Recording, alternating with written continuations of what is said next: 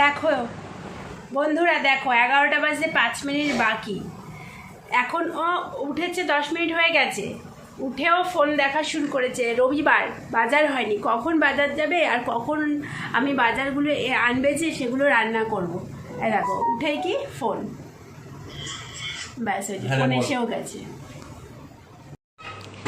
ওই দেখো আমার বর এসেও গেছে বাজার থেকে। কটা বাজে? 11টা 25।